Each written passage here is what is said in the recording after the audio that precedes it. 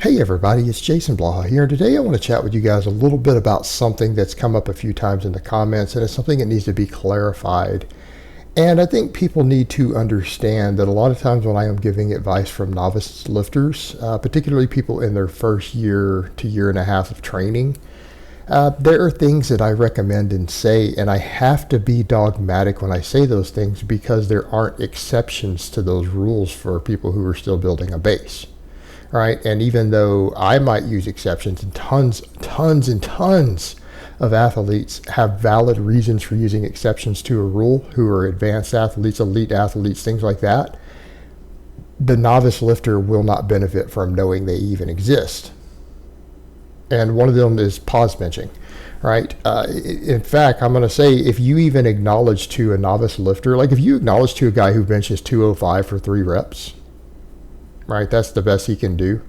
If you acknowledge that something even exists for advanced lifters, in his mind, he's an advanced lifter and he's going to try to do it. Even though he'll misuse it, he won't understand it, he'll make mistakes with it because in his mind, he's an advanced lifter. Whereas in the reality is, I would say to most guys out there, one of the standards I have, my 5 strength standards, and yes, I intend for you to hit all 5, not just 1 or 4, for it to account.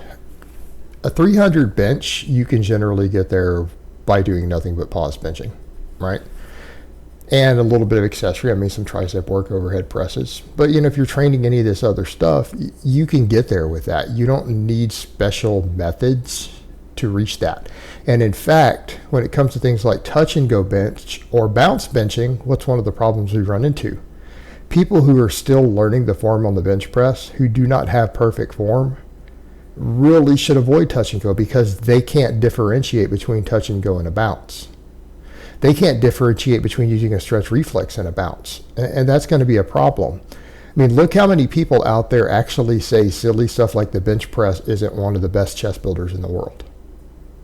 It's not even in their top 3. And when you think about that biomechanically, that's not even possible that it shouldn't be in their top 3. Right, there's no way a properly executed bench press doesn't use the pectorals as a primary mover and put enormous stress on them, right? It's not possible if you're actually performing a bench press. Well, bouncing a bar off your chest isn't a bench press, right? Bench press, you come to at least a momentary stop on your chest, and then you explode up. So anything else is not a bench press, it's a different lift.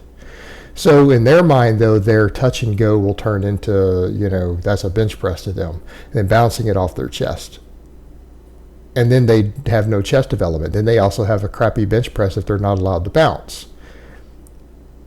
Early on in your early training, you need to be pause benching. And a pause bench doesn't mean that you stop for 6 seconds on your chest and then use some weird inertia to fling it up in the air afterwards. You have to press it off your chest.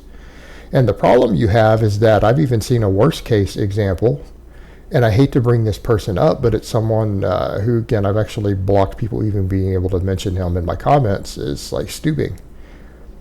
He did all this crazy, ridiculous bouncing, and I even had talked to him about it on the phone before and tried to help the guy realize he wasn't helpable. He's not coachable.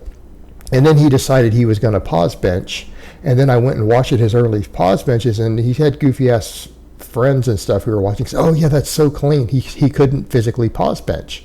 And it's because the guy spent years dive bombing a weight and bouncing it off his chest and flopping his ass up in the air that he actually has trained motor patterns that were so bad because of that even when he tries, he couldn't actually pause bench. And he was wanting to do powerlifting meets later.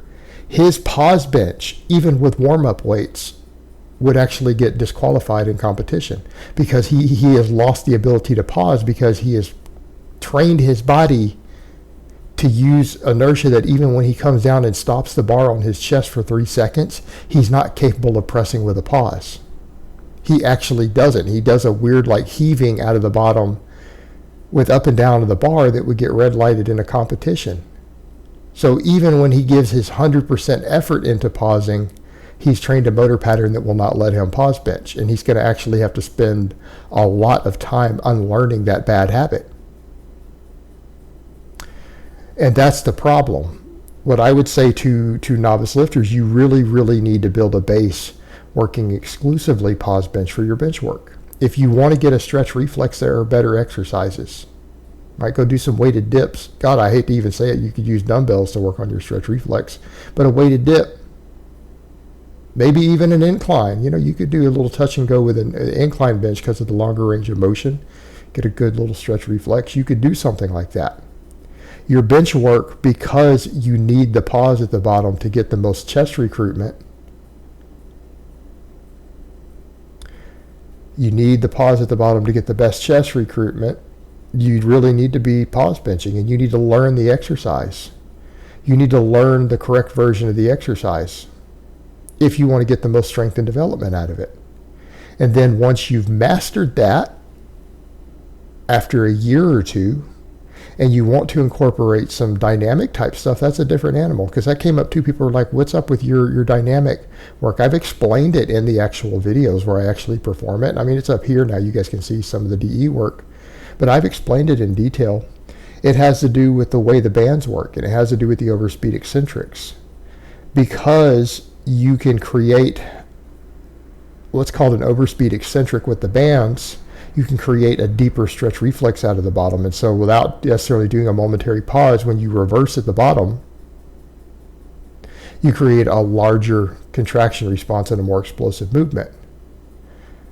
This is stuff for advanced lifters. Like if you bench 250, you don't really need to be messing with stuff like this. You need to keep working on your bench. You don't need this stuff. In fact, it might even be counterproductive if you don't do it under the guidance of a coach, because you're still learning to bench press. So you're going to incorporate more advanced techniques using overspeed eccentrics and a myotatic reflex when you're still learning to bench correctly. You need practice at the basic exercise. And even when you guys see me doing stuff like this, what's all that other footage with all those somewhat heavy singles? I still practice pause benching every single week. Yes, you guys see me doing reversing it off the chest right there with bands using overspeed eccentric. But this is also my light work. This is speed work. Again, we need to note this is dynamic effort work. It's speed work. Anything that's remotely moderately heavy, what do you guys see me doing? I'm pausing with it. When it's straight weight, what do you see me doing? I'm pausing with it. Because I'm practicing actually performing a heavy bench press. This is not a bench press. And there is the crux of the matter. For example, the others are bench press. Those early lifts you saw me doing in this training clip. It's not really a training clip. It's just a mixture of my training days for bench thrown in here for examples. Those are a bench press.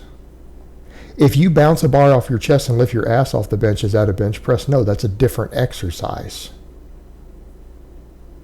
Just like, we tell people that a standing press is usually a strict press. If you push press, it's not a standing press. It's not considered to be the overhead press. All right? It's a different exercise. Doesn't mean it's not an exercise. It's a different exercise. Speed benching with bands is not bench pressing. Let's state that again. Speed benching with bands is not performing a bench press. This is a speed bench. It's not the same exercise. It is not the same exercise. Just because it's performed with a barbell and it's a chest press doesn't mean it's the same exercise. So if you ask the bodybuilders, let me give the bodybuilding guys, they'll understand this. Is an incline curl the same thing as a standing dumbbell curl? They're both done with a dumbbell. They both work the biceps. Well, no, it's a different exercise, right? It's a different exercise. Works the same muscles. Or even a seated, like if you do a seated dumbbell curl at each side, seated in a normal bench to where you can sit down on. A lot of people do shoulder presses on. If you do that, is that the same exercise as leaning back on an incline bench and doing an incline curl? No, it's a different exercise. One of them has a much deeper stretch reflex than the other, doesn't it? And everyone who's a bodybuilding bro now grasps what I'm just talking about, don't they? They grasp what I just said. That's a different exercise. It works the bicep differently. Yes, it's a curl. Yes, it uses a dumbbell.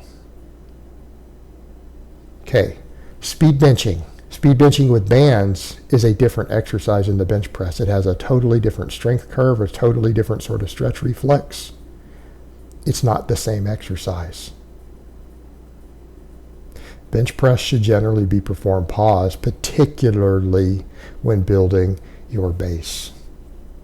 And when I state that for the novice lifters, they don't need to know that there's exceptions to the rule. Knowing that there's an exception to that rule for advanced lifters could actually hurt their training. So yeah, you've got to be dogmatic with them. And it becomes a problem when you have someone like me who incorporates advanced training methods as an advanced lifter when they see me doing it on camera. It creates confusion, so it needs to be explained. But as far as a novice lifter goes, you don't need to know that this stuff even exists for another couple of years. You can look at it, you can see what I'm doing, but you need to be doing pause bench to build your base. All right, guys, well, that's really all I have to say on that today. I hope it's been informative, and I will talk to you guys next time.